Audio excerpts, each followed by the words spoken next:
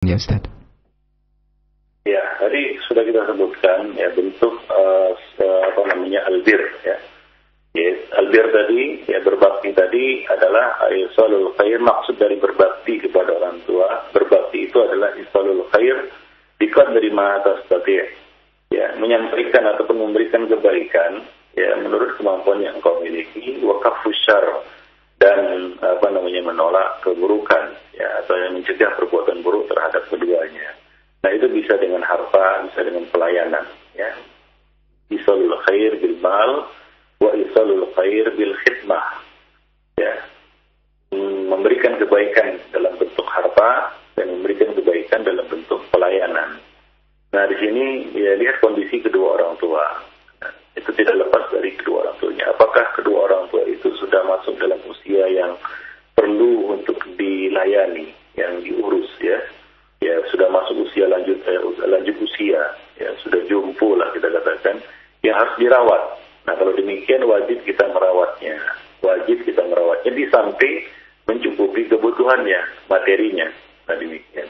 Nah, kalau dia masih belum ya, sampai kepada tahap itu, artinya dia masih bisa mengurus diri sendiri, maka albir di sini bisa dengan isalul khair bil mal. Ya, memberikan kebaikan dalam bentuk harta, yaitu kita mengirimkan kebutuhan materi mereka secukupnya. Ya, nah demikian. Tapi kalau misalnya mereka itu sudah masuk dalam usia lanjut, jompo, ya, atau kita tinggal, siapa yang mengurus mereka? Maka kita berkewajiban untuk untuk mengurusnya. Nah, kalau memang kondisi tidak memungkinkan, maka kita ada salah seorang dari anaknya untuk mengurus orang tua itu. Ya, nah demikian. Dan tidak pantas di sini orang tua itu dimasukkan ke panti jompo. Lalu anak-anaknya hanya memberikan atau mengirimkan bayaran ataupun kebutuhan orang tua itu di panti jompo. Nah, ini sangat tidak layak ya, ikhwan fillah dan para pendengar yang budiman. Jadi anak-anaknya lah yang harus mengurus orang tuanya.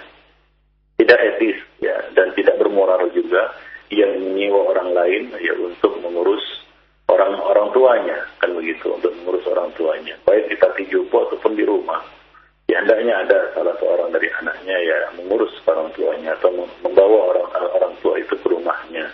Nah, demikian ya. Khususnya apabila mereka sudah berusia lanjut, yang harus dirawat dan diurus oleh orang lain. Wallahu a'lam. Baik, terima kasih atas jawaban yang Ustaz sampaikan. Berikutnya dari pesan singkat kembali dari pendengar kita. Ya Ustadz, saya memiliki ibu yang berusia 60 tahun.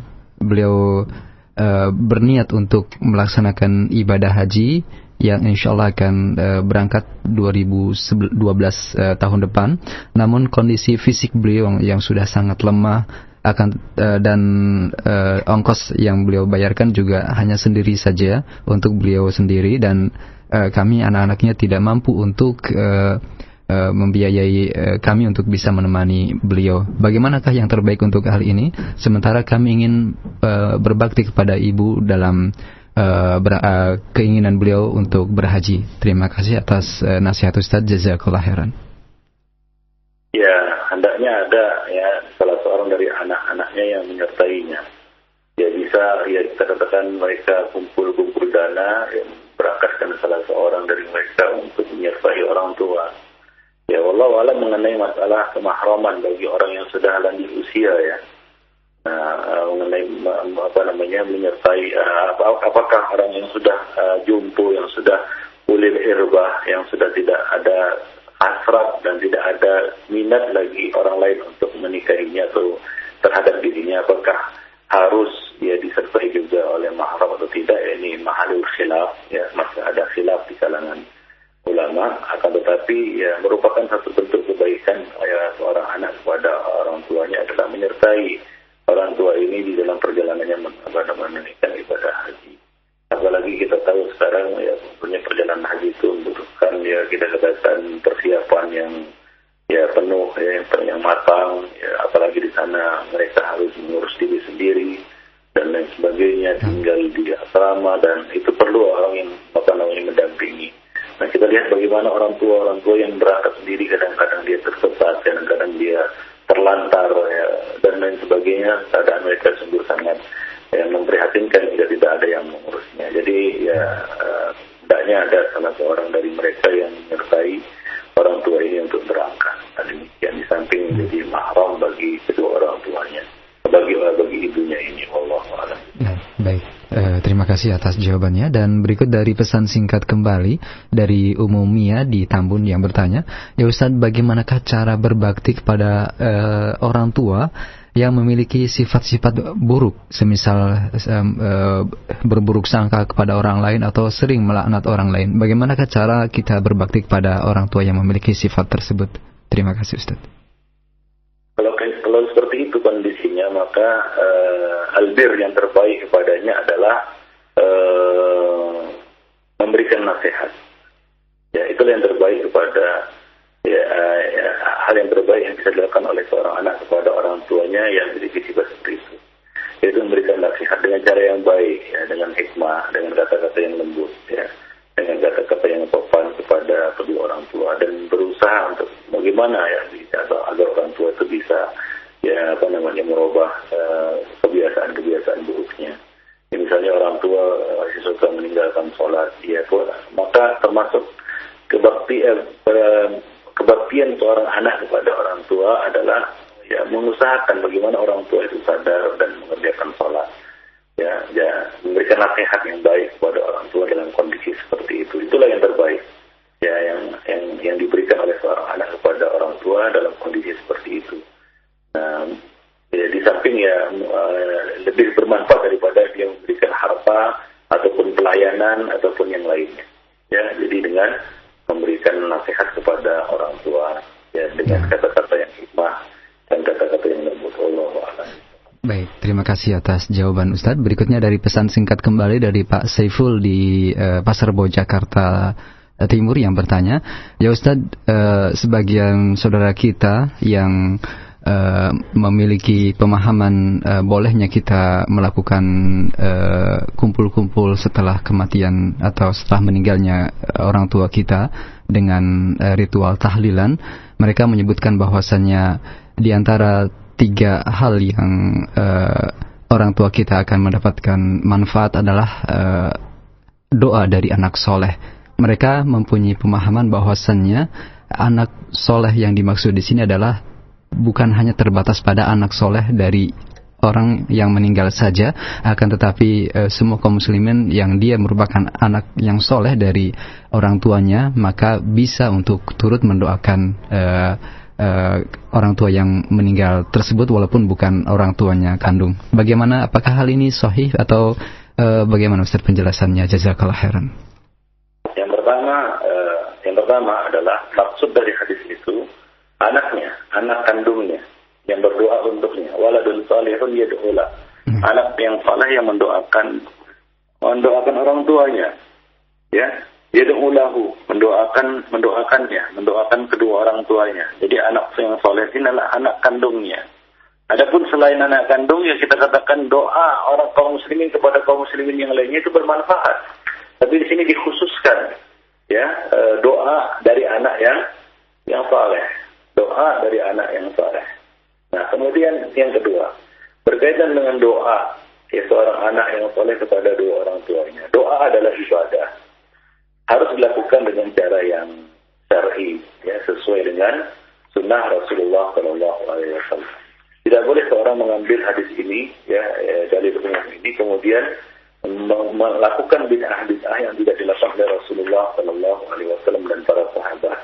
Ya, melakukan bid'ah-bid'ah dalam agama, seperti misalnya kumpul-kumpul setelah kematian dengan alasan untuk mendoakan kedua orang tuanya. Nah, ini tidak boleh, karena ya di samping perbuatan ini tidak pernah dilakukan oleh para salaf. Nabi tidak pernah melakukannya, dan para sahabat tidak pernah melakukannya. Nabi juga tidak pernah menyuruh para sahabat yang wafat kedua orang tuanya atau salah satu dari kedua orang tuanya untuk melakukan hal seperti itu. Kalaulah itu merupakan bentuk kebaktian kepada orang tua, maka Rasulullah adalah yang pertama yang berhak untuk menyuruh para sahabat untuk mendoakan orang tua mereka yang meninggal dengan cara seperti itu. Tapi tidak ada satu riwayat Nabi menyuruh para sahabat untuk melakukan hal-hal seperti itu dalam rangka berbakti kepada orang tua dalam bentuk doa. Nah, demikian. Jadi pada itu adalah tidak ada tuntunannya ya dari Rasulullah Sallallahu Alaihi Wasallam. Baik, terima kasih atas jawaban yang Ustaz sampaikan. Berikutnya masih dari pesan singkat. Mohon maaf untuk Anda yang berupaya untuk nelfon atau bertanya lewat telepon. Untuk pagi ini kami secara khusus mengangkat pertanyaan dari pesan singkat saja. Dari Ibu Yeni di Riau yang bertanya, ya Ustaz, untuk seorang istri, mana yang lebih diutamakan? Berbakti kepada suami ataukah kepada kedua orang tua kita? Terima kasih Ustaz, jazakallah khairan. Ya, untuk istri tentunya ya setelah ia menikah maka lepaslah tanggung jawabnya, lepaslah tanggung jawab kedua orang tuanya terhadap dirinya. Maka dalam hal ini ya, dia lebih ditekankan untuk berbakti kepada kepada suaminya, ya, berbakti kepada suaminya. Lebih didahulukan daripada dia berbakti kepada kedua orang tuanya. Karena ketika dia sudah menikah maka dia berada di bawah tanggung jawab suaminya. Nah demikian. Nah, hingga ada satu riwayat disebutkan bahwa seorang yang meninggal salah seorang dari kedua orang tuanya dan dia ingin menjenguknya ataupun ingin melayatnya, ternyata si suami tidak memberi izin untuk keluar, maka dia pun tidak keluar. Atau dia tidak melayat, ya kita katakan kedua orang tuanya untuk menaati suaminya. Jadi ketaatan kepada suami didahulukan daripada ketaatan kepada kedua orang tua setelah seorang wanita itu menikah, ya. Seorang wanita itu menikah. Wallahu a'lam. Baik, terima kasih. Dan kita angkat masih dari pesan singkat dari Pak Endang di Purwakarta yang bertanya, ya Ustadz, apabila semasa hidup orang tua kita memiliki kesalahan dan hingga wafatnya beliau berdua, kita belum bisa atau belum sempat untuk meminta maaf, bagaimanakah upaya untuk menebus dosa yang pernah kita lakukan pada orang tua kita? Jazakallah khairan ya Ustadz. Ya, sebenarnya kita pertama bertaubat kepada Allah Subhanahu Wa Taala. Ya, karena itu adalah suatu kelalaian kita dan dosa yang kita lakukan. Kita bertaubat dengan taubatan nasuha kepada Allah Subhanahu Wa Taala. Mudah-mudahan taubat kita itu diterima oleh Allah Subhanahu Wa Taala. Yang kedua adalah kita melakukan bakti ya kita kepada kedua orang tua setelah mereka meninggal dunia. Ya, seperti yang disebutkan tadi, ada berapa? Ada 5 yang bisa dilakukan oleh seorang anak setelah kedua orang tuanya wafat untuk berbakti kepada orang tuanya. Yaitu pertama banyak-banyak berdoa ya untuk kedua orang tua kita. Banyak-banyak memohonkan ampunan untuk kedua orang tua kita. Melaksanakan wasiat, ya pesan yang dia ucapkan, nazarnya juga masa dia hidup. Kemudian memuliakan teman-teman mereka dan keluarga teman-teman mereka. Kemudian menyambung tali silaturahim dengan karib kerabat mereka berdua. Nah, ini merupakan perkara-perkara yang bisa kita lakukan ya dalam bentuk bakti kita kepada orang tua setelah mereka berdua atau salah seorang dari keduanya meninggal. Nah, dan kita di sini misalnya tidak sempat minta maaf dan sebagainya, ya tentunya ya kita mohon ampun kepada Allah Subhanahu Wa Taala atas kelalaian itu, dan kita melakukan apa yang bisa kita lakukan berkaitan dengan berbakti kepada orang tua sesudah mereka berdua wafat. Demikian. Baik, terima kasih atas jawaban yang sudah disampaikan. Masih kita angkat pertanyaan di kesempatan pagi ini Ustaz ya dari pendengar kita. Ya Ustaz, saya dibesarkan sejak bayi oleh nenek. Lalu bagaimanakah kaitan kita dengan kedudukan orang tua? Apakah masih tetap kewajiban kita untuk berbakti kepada orang tua kita? Sementara ibu saya khususnya saat ini masih ada, namun tidak mengurus dan membesarkan saya dari sejak kecilnya. Mohon nasihat dan petunjuknya, jazakallah khairan Ustaz. Iya, kita tetap berbakti kepada orang tua. Ya, orang tua yang telah melahirkan kita. Ya, orang tua adalah orang yang telah melahirkan kita, ibu kita yang telah melahirkan kita, dan ayah kita yang jadi sebab kita hadir di dunia ini. Kita wajib ya tetap berbakti kepada kedua orang tua walaupun ya mereka mengabaikan kewajiban mereka. Apa yang mereka lakukan berupa kita katakan melalaikan kewajiban mereka untuk mengasuh kita sejak kecil, waktu kecil itu tidak menggugurkan kewajiban kita untuk berbakti kepada dua orang tua ya, dengan cara yang ma'ruf. Nah demikian. Dan juga di sini tentu saja kita punya hutang jasa kepada nenek kita ya, ataupun orang yang mengasuh kita sejak kecil. Maka kita berbuat baik juga kepada orang yang telah berjasa membesarkan kita itu, meskipun mereka itu bukan kedua orang tua kita, misalnya bibi kita ataupun nenek kita ataupun siapapun orangnya. Nah demikian. Wallahu a'lam. Demikian pertanyaan untuk Abu Ziban di Jakarta saja. Dan berikut tampaknya adalah pertanyaan terakhir kita di kesempatan pagi hari ini yang datang dari pendengar kita. Ya Ustaz, barakallahu fikum. Kita sebagai muslim dituntut untuk bisa menuntut ilmu syar'i dalam hal ini, dan hal ini menuntut kita untuk safar ke tempat-tempat yang jauh untuk menuntut ilmu, semisal di pondok pesantren atau yang lainnya. Bagaimanakah kedudukannya dengan kita harus berbakti kepada kedua orang tua dengan meninggalkan mereka, kita menuntut ilmu? Apakah ada kontradiksi dari hal ini? Terima kasih dari Pak Abu Saleh di Jakarta. Silakan Ustaz. Ya, tadi sudah kita sebutkan ya, minta izin ya kepada dua orang tua sebelum kita melakukan suatu urusan atau bersafar. Nah demikian. Tadi untuk jihad saja, untuk jihad ya, Rasulullah SAW memerintahkan seorang itu untuk minta izin dulu kepada dua orang tuanya. Ya, jihad yang kita katakan jihad tolak di sini ya. Nah, yang misalnya disebutkan oleh penguasa untuk jihad, maka seorang dan dia belum ditetapkan dan ditentukan untuk berangkat ya. Artinya penguasa belum menentukan dan menetapkannya untuk berangkat. Ya, maka dia harus minta izin dulu kepada kedua orang tuanya. Nah, itu jihad. Nah, terlebih apalagi yang lainnya ya, seperti menuntut ilmu, maka dia juga harus minta izin kepada kedua orang tuanya. Apakah memang kedua orang tuanya mengizinkannya, atau misalnya orang tuanya atau ibunya misalnya menginginkannya tetap berada di sisinya untuk melayaninya atau untuk berbakti kepadanya, ya, maka hendaklah dia dahulukan. Ya. Nah, demikian. Wallahu a'lam bishawab. Terima kasih. Dan pertanyaan terakhir kita adalah yang tadi. Mungkin ada penutup dari perjumpaan kita, silakan. Ya, baik. Tadi berkaitan dengan silakan.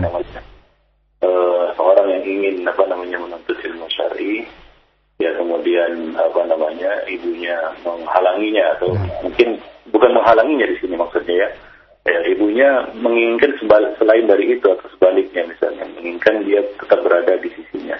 Nah, di sini ya tentunya ada ilmu fardu ain, ada ilmu fardu kifayah. Nah, kalau itu fardu ain, seorang ibu melarang anaknya untuk menuntut ilmu agama yang wajib dia ketahui, maka tentunya la ta'ata li makhluqin fi ma'siyatil khaliq. Tidak ada ketaatan kepada makhluk dalam hal berbuat maksiat kepada khaliq. Tapi kalau ilmu yang ingin dikejarnya itu tentunya adalah ilmu fardu kifayah, ya misalnya ilmu yang berkaitan dengan ulumul lughah, ilmu bahasa, atau ilmu yang hukumnya itu fardu kifayah, maka di sini dia harus mendahulukan permintaan ibunya ya, daripada dia berangkat untuk menuntut ilmu yang hukumnya hanya fardu kifayah atas dirinya, apalagi ilmu dunia ya. Demikian, wallahu a'lam bishawab.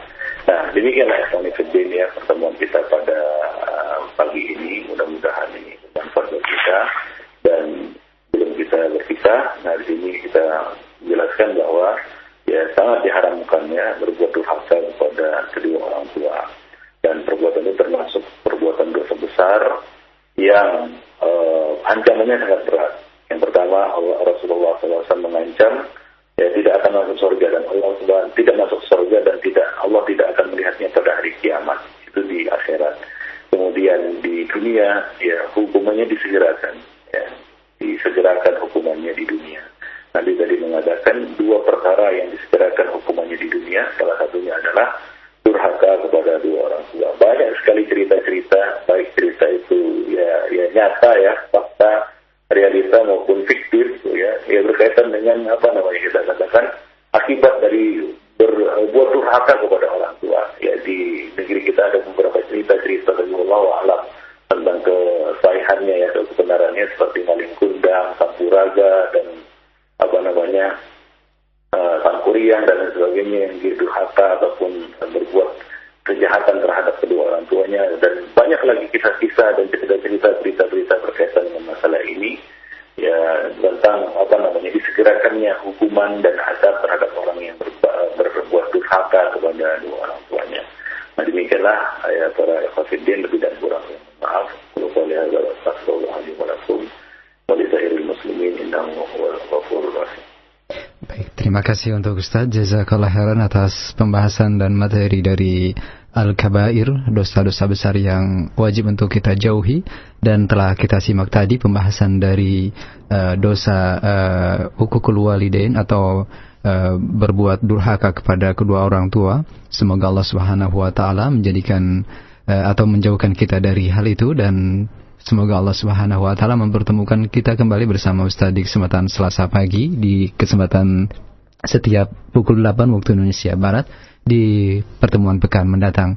Terima kasih kami ucapkan untuk Anda para pendengar dimanapun Anda berada yang telah mengikuti dan menyimak acara kita pada pagi hari ini. Terima kasih terkhusus untuk Anda yang telah berupaya menelpon kami untuk bertanya, atau Anda yang telah mengirimkan pertanyaan melalui pesan singkat yang belum sempat kami ajukan. Semoga Allah Subhanahu wa taala memberkahi Anda semua.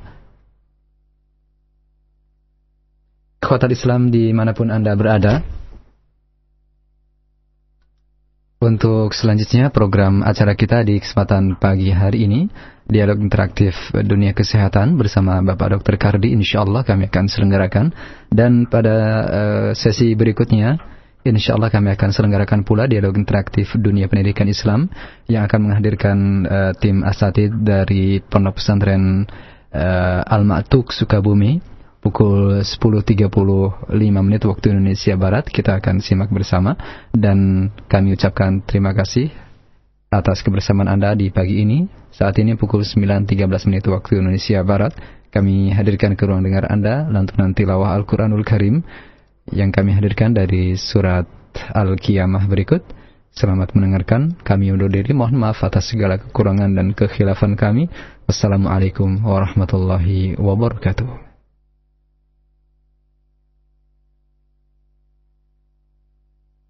أعوذ بالله من الشيطان الرجيم بسم الله الرحمن الرحيم لا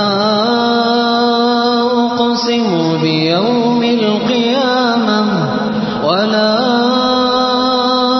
أقسم بالنفس اللوامة أيحسب الإنسان أن لن نجمع عظامه بلى قادرين على أن نسوي بنانه بل يريد الإنسان ليفجر أمامه يسأل أيان يوم القيامة فإذا برق البصر وخسف القمر وجمع الشمس والقمر يقول الإنسان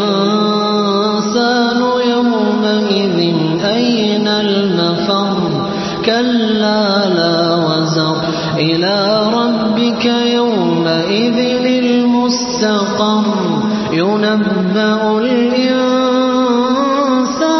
يومئذ بما قدم وأخر بل الإنسان على نفسه بصيرا ولو ألقى معاذيره لا تحرك به لسانك لتعجل به إن علينا جمعه وقرآنه فإذا قرأناه فاتبع قرآنه ثم إن علينا بيانه كلا بل تحبون